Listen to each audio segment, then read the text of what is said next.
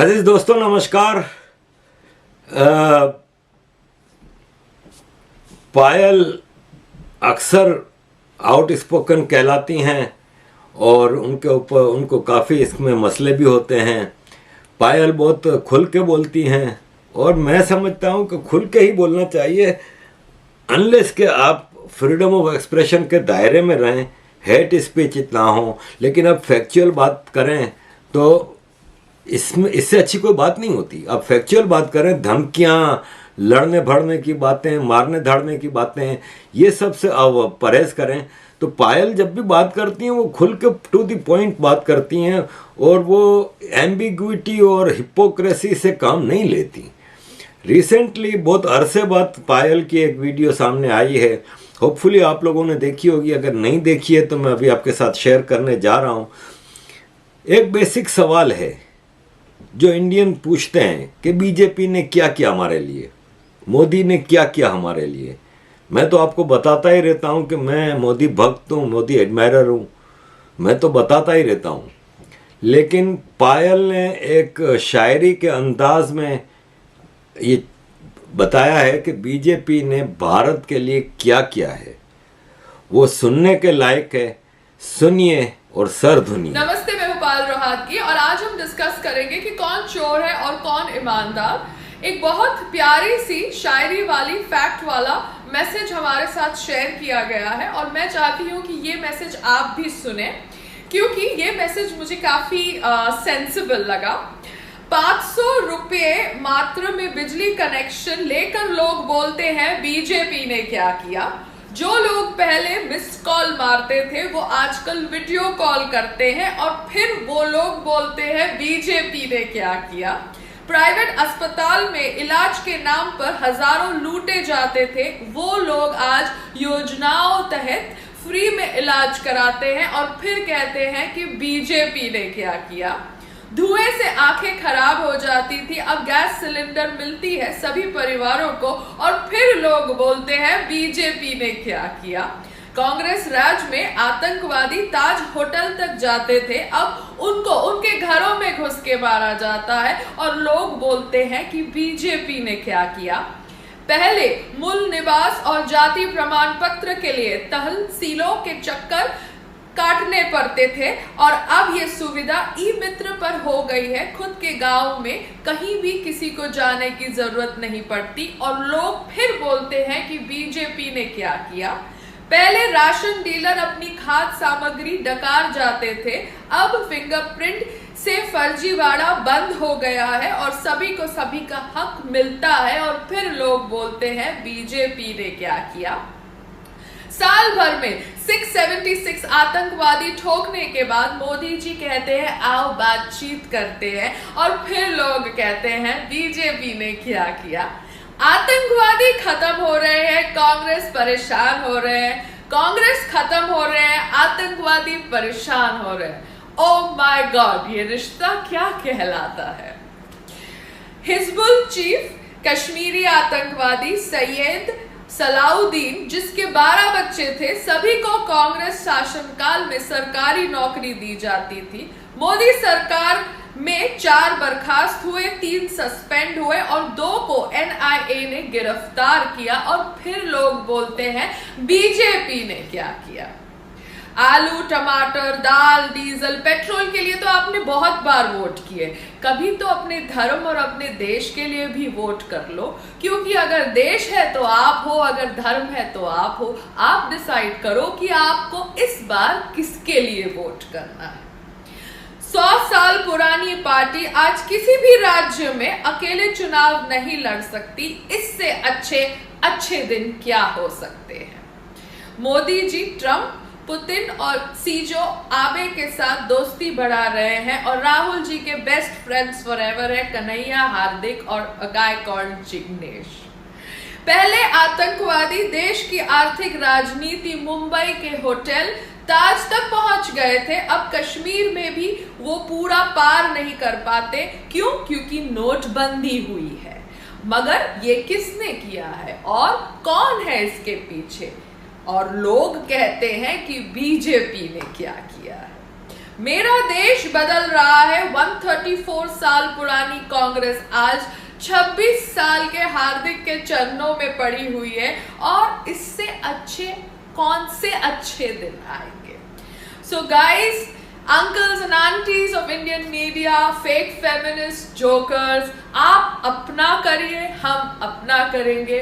Vote for Narendra Modi ji, vote for a मजबूत सरकार इन centre. जय श्री राम। अजीज दोस्तों, भारत में आप किसी मुसलमान मौलवी को कहें, किसी कम्युनल लीडर को कहें कि जय श्री राम बोलो, तो कहेगा नहीं, हमारे यहाँ मना है ये बोलना। आप उसको बोलो वंदे मातरम बोलो, नहीं, हमारा ईमान ख़त्म हो जाएगा। इनका ईमान इतना ख़तरे में रहता है कि किसी अबला नारी की इज्जत इतनी ख़तरे में नहीं होती जितना इनका ईमान 24 घंटे ख़तरे में रहता है। लेकिन सेक्युलर हिंदू है ना, वो इन चीज़ों को नहीं सोचता। वो आपको हर लिहाज से मुसलमानों के कुरान भी पढ़ लेगा, वो मुसलमानों के सब कुछ कर लेगा। बुराई नहीं है, सब कुछ होना चाहिए। आप गीता भी पढ़ें, आप कुरान भी पढ़ें, बाइबल भी पढ़ें, नॉलेज हासिल करें, आपको अवेयरनेस मिलती है कि कौन किस तरह ऑपरेट करता है, सोचता है, ठीक है। लेकिन मुसलमानों की जो कम्युनल लोगों की जो जहनियत है ना, वो बड़ी ख़तरनाक है।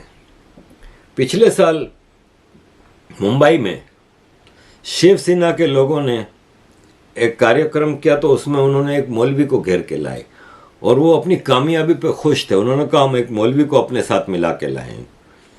वो मौलवी आया और उसने ऐसा काम कर दिया कि मैं अब तक हैरान हूं कि यार इतने भी चुगत लोग होते हैं जिनकी सोचने समझने की सलाहियत कहाँ जाती है। वो मौलवी इनको कलमा पढ़ा रहा है, ला इलाहा इल्लल्लाह मुहम्मदुर रसूलुल्लाह, पूरा अरबी में, फिर उर्दू में, फिर हिंदी में, और रिपीट करवाता है। और ये सब मामू बने हुए हैं, पता नहीं मैं इनको क्या बोलूं, कि वो सारी चीज़ रिपीट कर रहे हैं उसके साथ। उस मौलवी को कोई हिंदू पूछ ले कि भाई साहब जय श्री राम बोलो, तो वो कहेगा नहीं। उसको कोई ये कह दे कि ये दिवाली की बर्फ़ी खा लो, तो कहेगा नहीं, मैं तो काफिर हो जाऊंगा। सुनिए ज़रा 1 मिनट की वीडियो। पीछे वाला आना चाहिए ना, वो ये जो आना चाहिए शिवाजी महाराज का काम, ये शिवाजी महाराज उधर पीछे आपके पीछे, आपके पीछे आ रहे हैं। ऊपर। बाला साहब को ले लो। हाँ बिल्कुल, वही तो बता रहा हूँ, सबको लेना, सबको लो। बस नगेश स्टेशन ऑफिस है। हाँ, हाँ, ये नगेश स्टेशन ऑफिस है। अब बोलो, अब सुनो, एक बार सुनो भाई, अब तुमको एक मंत्र पढ़ाता हूँ, सुनो मंत्र, आप पढ़ लो। सच्चा मंत्र मानते हो नहीं, ईश्वर एक है, मानते हो नहीं, ईश्वर एक है भाई, आप मानते हो नहीं, ईश्वर एक खुदा एक ही है। आपको एक मंत्र पढ़ाता हूँ, पढ़ लो, उसका बाद फायदा तुमको बाद में बताता हूँ। बोलो एकम एवं आदित्यम, एक ही है और दूसरे के बिना। बोलो एकम ब्रह्मा द्वितीयो नास्ति नी नास्ति किंचन, ब्रह्मा एक है, दूसरा नहीं है, अंश मात्र भी नहीं है। उसको अरबी में बोलो, ला इलाहा इल्लल्लाह मुहम्मदुर रसूलुल्लाह सल्लल्लाहु अलैहि वसल्लम। मीनिंग उर्दू में बोली, फिर हिंदी में बताता हूँ। बोलिए अल्लाह के सिवा कोई माबूद नहीं, हजरत मोहम्मद सल्लल्लाहु अलैहि वसल्लम अल्लाह के रसूल है। अब हिंदी में देखिए, मैं बताता हूँ क्या समझ में आया आपको। बोलिए अल्लाह के अतिरिक्त, ईश्वर के अतिरिक्त कोई पूज्य प्रभु नहीं। श्री मोहम्मद सल्लल्लाहु अलैहि वसल्लम ईश्वर के, अल्लाह के अंतिम संदेशा रसूल है। फिर से बोलिए ला इलाहा इल्लल्लाह मुहम्मदुर रसूलुल्लाह सल्लल्लाहु अलैहि वसल्लम। आपके पीछे के पाप धो गए, अब कल से फिर वही जो काम करोगे तो तुम जानो तुम्हारा काम। अजीज दोस्तों, मैं अपने भाई की वीडियो आपके सामने पेश करने जा रहा हूँ। 4 मिनट की वीडियो। जब भी मैंने इनकी कोई वीडियो देखी है, मैंने फ़ौरन उसको सेव किया है, इसलिए कि बड़ा ज्ञान होता है उसमें। और वो मुल्लाओं की तरह इस्लाम के आर्टिफिशियल चीज़ें आपके सामने नहीं रखता। जैसे कि इस्लाम की कई चीज़ें अब नेगेटिविटी शो करती हैं। मुख्तलिफ चीज़ें, जैसे मैंने आपको बताया कि वक्त के साथ साथ कुरान की वो चीज़ें डिनाई हो गई हैं। ये भाई साहब हिंदू धर्म और सनातन के हवाले से चीज़ों को, विस्डम को, आज के डेवलप्ड वर्ल्ड में जो चीज़ें हो रही हैं उसको हिंदू सनातन वैदिक लिटरेचर और उससे साबित करते हैं कि ये सब चीज़ें हज़ारों साल पहले भारत में बता दी गई थी। ये आपके सामने मैं इनकी एक 4 मिनट की वीडियो रख रहा हूँ जो बता रहे हैं कि इस सेंचुरी में 21 साल में क्या क्या चीज़ें डेवलप हुई हैं दुनिया में, और उसका कंपेयर करते हैं भारत की हेरिटेज से, हिस्टोरिकल चीज़ों से। सुनने लायक है, जरूर। हमारा ध्यान नहीं जाता है किसी चीज के ऊपर कि हम जो कर रहे हैं उसका आपस में कनेक्शन क्या है। उदाहरण के लिए अगर आपसे पूछूं कि 21वीं सदी में अभी तक जो 21 साल गुजरे हैं, सबसे बड़ी साइंटिफिक खोज कौन सी हुई है? वो है गॉड पार्टिकल, जो जुलाई 2012 में यूरोप की सन लेबोरेटरी में खोजा गया, जिसका कि वास्तविक नाम है हिग्स बोसॉन। और उस हिग्स बोसॉन के 2 साइंटिस्टों के नाम पे है, इंग्लैंड के पीटर हिग्स और भारत के सत्येंद्रनाथ बोस। वहां से बोसॉन वर्ड लिया गया है। यानी अब 21वीं सदी की सबसे बड़ी साइंटिफिक खोज के ऊपर भारत के हस्ताक्षर दिखाई पड़ रहे हैं। और ज्यादा महत्वपूर्ण जानते क्या है?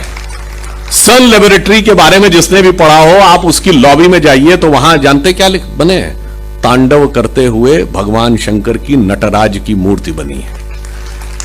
क्योंकि वर्ल्ड के सबसे बड़े कॉस्मोलॉजिस्ट में से एक कार्ल सेगन ने कहा कि now the science is coming to the conclusion that the perpetual creation and destruction of universe is like the cosmic dance of Shiva. अब आप यूं समझिए कि जिस क्षण आप इस बात का विचार करते हैं, कुछ लोगों को लगता होगा ना, अभी प्रधानमंत्री जी ने जब काशी में कॉरिडोर का, विश्वनाथ कॉरिडोर का उद्घाटन किया, तो जब आपका सर श्रद्धा से भगवान शंकर के आगे झुकता है तो श्रद्धा का वह बिंदु उत्तर में अमरनाथ से भी जुड़ जाता है, दक्षिण में रामेश्वरम से भी जुड़ता है, पश्चिम में सोमनाथ से भी जुड़ता है, पूर्व में मल्लिकार्जुन से भी जुड़ता है, नेपाल के काठमांडू से भी जुड़ता है, पाकिस्तान के कटास राज से भी जुड़ता है, और यूरोप की सन लेबोरेटरी से भी जाके जुड़ता है। यह मैं इसलिए कह रहा हूं कि भारत की अखंड चेतना का विस्तार, व्याप इतना गहरा है कि उसे समझने के लिए एक अलग प्रकार की बुद्धि चाहिए। और इसलिए सन लेबोरेटरी का मैंने क्यों उल्लेख किया, उसमें गॉड पार्टिकल की बात कही। हम दुनिया के इकलौते देश हैं जिसके पास पार्टिकल का ज्ञान भी है, जिसके पास गॉड का भी ज्ञान है। तो हम उन दोनों का रास्ता निकालने की क्षमता रखते हैं। इसलिए मैं अंत में सिर्फ यह कहता हूं कि आप सब नया जीवन, नए स्वरूप में कदम रखने जा रहे हैं स्नातक की यह उपाधि लेकर, मगर ध्यान रखिए कि हमें उस नए भारत का निर्माण करना है। स्वतंत्रता का यह अमृत महोत्सव, जो माननीय प्रधानमंत्री जी ने कहा है कि जब हम शताब्दी मनाएंगे 2047 में, तो भारत एक नए स्वरूप में आना चाहिए। आप ही वो पीढ़ी हैं, ये मिलेनियम जनरेशन, जो उस शताब्दी के समय भारत में महत्वपूर्ण स्थिति में होगी। इसलिए हमें यह ध्यान रखना है कि हो गए हैं स्वप्न सब साकार, कैसे मान ले हम, टल गया सर से व्यथा का भार, कैसे मान ले हम, राष्ट्र को सब लोग भूले, स्वार्थ है युग मंत्र सारा, वर्ग जाति विभेद की अब बह रही है कलुष धारा, इस अमा के तिमिर को अब अरुणिमा क्या मान ले हम, टल गया सर से व्यथा का भार कैसे मान ले हम। इसलिए यह भी ध्यान रखिए कि हमें किस रूप में आगे बढ़ना है। स्वराज्य, स्वतंत्रता 47 में मिली थी, स्व नहीं था, इसलिए वेश वाणी तत्व दर्शन दूसरों का यह सभी ले, विकृति को हम ग्रहण करते निज प्रकृति को आज भूले, इस विदेशी नकल को अब अस्मिता क्या मान ले हम, टल गया सर से व्यथा का भार कैसे मान ले हम। इसलिए अटल जी की इस पंक्ति से समाप्त करता हूं। स्वतंत्रता मिली है, 75वां वर्ष है, परंतु याद रखिए हमने बहुत कुछ प्राप्त भी किया है। स्वतंत्रता को सार्थक करने कमर कसें, बलिदान करें, जो पाया उसमें खो न जाएं, जो खोया उसका ध्यान करें। धन्यवाद। अजीज दोस्तों, वक्फ बोर्ड भारत के जो कम्युनल डिवाइड पैदा करने वाले मुसलमान लीडर्स किस तरह चीजें ऑपरेट होती रही हैं 47 के बाद से, उस पे अगर सबसे खूबसूरती से कोई नक्शाकशी करता है तो वो पुष्पेंद्र कुलशेस्त्र जी हैं। उनका मतलब मैं चैलेंज करता हूं कि उनके लेवल का नॉलेज इस हवाले से किसी के पास नहीं होगा। वो चीज़ों को इस तरह एक्सप्लेन करते हैं कि आपको उसमें कहीं ये नहीं नज़र आएगा कि यार ये एक कौम के खिलाफ या एक कम्युनिटी के खिलाफ या एक मज़हब के खिलाफ जहर उगल रहे हैं। वो आपको वाक़यात बताते हैं, हकीकतें बताते हैं, फैक्ट्स के साथ अपने आर्ग्यूमेंट्स रखते हैं और फैसला आप पे छोड़ते हैं। वो कहीं आपको प्रोवोक नहीं करेंगे कि आप आपके पड़ोस में मुसलमान रह रहे जाकर उसको मार दो। वो आपको सिर्फ ये बता रहे हैं कि आपके साथ कहाँ नाइंसाफ़ी हुई है, इसी हिंदुओं के देश में आपके साथ कहाँ नाइंसाफ़ी हुई है, आपके ऊपर कहाँ डकैती पड़ी है, आपके राइट्स को कहाँ स्नैच किए गए, ये आपके सामने खुल के चीज़ें रखते हैं। मैं ये पुष्पेंद्र जी का एक लेक्चर के कुछ पार्ट्स, 4 पार्ट्स हैं 2-2 मिनट के, वो आपके सामने रख रहा हूँ। आंखें ना खुल जाएं तो मुझे कहिएगा। अजीज़ दोस्तों, मेरी कोशिश होती है कि मैं किसी के ख़िलाफ़ नफ़रत ना फैलाऊं, लेकिन मैं हकीकतें सामने रखने की कोशिश करता हूं ताकि आंखें खोल दूं उन लोगों की जो आंखें बंद करके भरोसा कर लेते हैं मुख्तलिफ़ चीज़ों पे। भारत है, हम सबका देश है। अफ़गानिस्तान से लेकर बर्मा तक, थाईलैंड तक ये एक अखंड भारत हुआ करता था। मेरी नज़र में आज भी हम सब एक हैं। ठीक है, जिसके पास कोई भी पासपोर्ट है, कोई अफ़गानी है, कोई पाकिस्तानी है, कोई बर्मीज़ है, कोई थाई है, श्रीलंकन है, एक ही हेरिटेज से जुड़े हुए हैं। आज का जियोग्राफिकल जो भारत है वो हम सबका मातृ देश है। समझने की ज़रूरत है, इसको ऑन करने की ज़रूरत है। यूं भारत माँ बाहें फैला के उसको अपनी आगोश में ले लेती है जो इसको ऑन करता है। हम सब की धरती है ये। अगर हम इस नीयत से इसको ऑन करें कि हम इसकी खिदमत करेंगे, हम इसकी बेहतरी के लिए काम करेंगे, हम इस संस्कृति, इस हेरिटेज, इस कल्चर, इस सारी जो हमारे सामने परंपराएं हैं उनकी बेहतरी के लिए, भारत की बेहतरी के लिए, लोगों की बेहतरी के लिए, कि सनातन का message, basic message serve humanity है। और फिर इस सनातन से जो जो धर्म निकले हैं वो भी सर्विस टू ह्यूमैनिटी की बात करते हैं। जैसे सिखिज़म है, प्योरली सेवा पे बिलीव करता है, बुद्धिज़्म है, जैनिज़्म है, हिंदुइज़्म है। सनातन के ये जितने धर्म हैं हमें सेवा का दर्श देते हैं। अगर हम इस ह्यूमैनिटी की सर्विस को बेस बना के आगे चलें तो हम इस जन्नत जैसे देश को मज़ीद जन्नत बना सकते हैं। मेरी यही कोशिश होती है कि मैं पॉजिटिविटी आपके सामने लाऊं, लेकिन जो नेगेटिविटी आपके अंदर मौजूद है, अगर मौजूद है, तो उसको फैक्ट्स के ज़रिए, फैक्चुअल आर्ग्यूमेंट्स के ज़रिए मैं दूर कर सकूं। अजीज़ दोस्तों, thank you very much for your support. Keep supporting. जय हिंद। आज आपको लगता है अरे देखो यार, सड़क पे मस्जिद बन गई, ये मजार बन गई, ये हाईवे पे आपको बात करना है और 2 बातें फेसबुक पे लिख देना, हमें इसके खिलाफ जाना चाहिए, हमें पीआईएल दाखिल करनी चाहिए, हमें पिटीशन पे आप साइन करते रहिए। कोई नहीं पूछ रहा आपके साइन वाइन को। जो कायर कौमें होती हैं वो साइन करती हैं, और जो मजबूत कौमें होती हैं वो एक्शन करके आगे चली जाती हैं। साइन करते रहिए। अब कानून इतने बन गए कि उनको खत्म करने के लिए आपको 5000 साल तक मोदी चाहिए। अगर आप अपने आप में समझ गए होते तो हर घर में एक मोदी और एक अमित शाह खड़ा होता और कोई ताकत आपकी चीजें नहीं छीन सकती थी। लेकिन हम सरकार के भरोसे बैठे हैं, सरकार करेगी। 70 साल के बाद 370 हट गया, हम जश्न मना रहे हैं। उस 370 से 10 गुना ऐसे कानून हमने पास होने दिए, हम भोले नहीं कि पूरा देश भी लग जाएगा तो भी कई साल लग जाएंगे। और अगर इत्तेफाक से बीच में मोदी आना बंद हो गए तो फिर हम अपनी किस्मत को रोएंगे और फिर हम इसे गाली देंगे और फिर एक दिन मर जाएंगे। जिन बच्चों को हम इतने प्यार से पालते हैं, इतनी केयर करते हैं, हम उन बच्चों के लिए क्या छोड़ के जा रहे हैं, यह सोच के भी हमको डर नहीं लगता है। बेटी इधर मत जाना, इधर खराब लोग रहते हैं, ये पानी मत पीना, ये गंदा पानी है, यहां ऐसा है वहां वैसा है, इसकी इतनी सुरक्षा करते हैं। लेकिन मरने के बाद ये नहीं सोचा कि वो जवान बेटी जब घर से निकलेगी तो उस इलाके में जो हम छोड़ के जा रहे हैं इतने जिहादी हैं कि हम उसकी इज्जत नहीं बचा पाएंगे। उसका इंतजाम हम आज भी नहीं करना चाहते, उसे नहीं करना चाहते बात अलग है, उस बच्चे को भी सच नहीं बताना चाहते, कम से कम वो अपनी लड़ाई के कुछ साधन ढूंढ लेगा, वो भी नहीं बताना चाहते। हम बड़े पापी लोग हैं, हम जिम्मेदार हैं। इसलिए मोदी आए, 700 साल के बाद 370 हटेगी, तब तक उन्होंने 370 ऐसे कानून बना दिया आपकी पार्लियामेंट में, और उनकी गिनती पार्लियामेंट में कभी 40 से 50 से ज्यादा नहीं हुई। लेकिन वो इस दलाल और मक्कार और लालची समाज को जानते थे। उन्होंने अपनी ताकत से नेताओं को खरीद करके भारत की पार्लियामेंट में वो कानून बना दिए जो बन ही नहीं सकते थे। आपको 370 हटाने के लिए 70 साल लगे, 283 से 303 सीटें लगी, तब जाके 370 हटी। इतने सारी चीजें हैं लाइन से, अभी बहुत सारी चीजें हैं। ये देश और राष्ट्र, जब मैं कहता हूं भारत माता का नारा लगा रहे हो, भाई भारत माता है कहां मुझे बताओ ना। इस कानून के तहत आपका अपना घर नहीं है।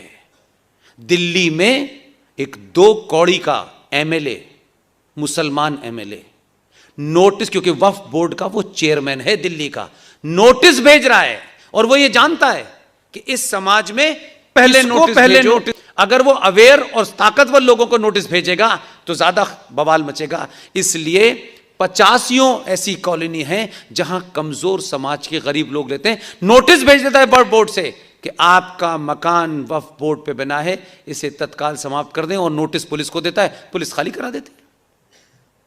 उन गरीबों की गिनती कोई नहीं सुन रहा, क्योंकि अमीर को तो लगता है हमारे पास आएगा तब देखेंगे। अगर अमीर को अपना घर बचाना है तो गरीब के साथ पहले दिन खड़ा होना होगा, ताकि आग आपके पास ना आए। लोगों ने मुझे इतनी देर सुना, पार्टियां, संगठन ये बनते बिगड़ते टूटते रहते हैं जीवन में। देश टूटता है, देश कभी कभी अपनी टूटे हुए टुकड़े को वापस भी ले लेता है। टूटे हुए टुकड़े को वापस लेने की चाह में जो अपना है उसे मत खो दीजिए। जो आपके पास है वो भी आपका नहीं है। इसलिए 1946 का नारा याद कीजिए। 1946 में नारा लगता था, मर मर के लेंगे पाकिस्तान, लड़ लड़ के लेंगे पाकिस्तान। मैं जिस विश्वविद्यालय में पढ़ा हूं, जहां पैदा हुआ हूं, वहां मेरे सामने नारा लगता था कि लड़ के लिया है पाकिस्तान, हंस के लेंगे हिंदुस्तान। वो नारा आज 2021 में एकदम सच साबित हुआ है।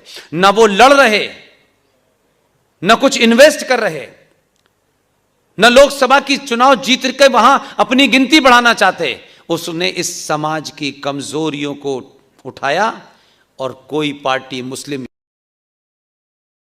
चला रही है, कोई आदमी ब्राह्मण ठाकुर कुछ और बना रहा है। योगी को निपटाना है कि इसने ब्राह्मणों को मंत्री नहीं बनाया, योगी से इसलिए नाराज हैं, मोदी से इसलिए नाराज हैं। ये हजारों साल से आप कर रहे थे, आप फिर ये कर रहे हैं। अगर ईमानदार हैं तो आप ये मान के चलें कि जिस चीज के लिए आप कर रहे हैं, मोगी योगी कोई ना कोई आएगा, आता रहेगा।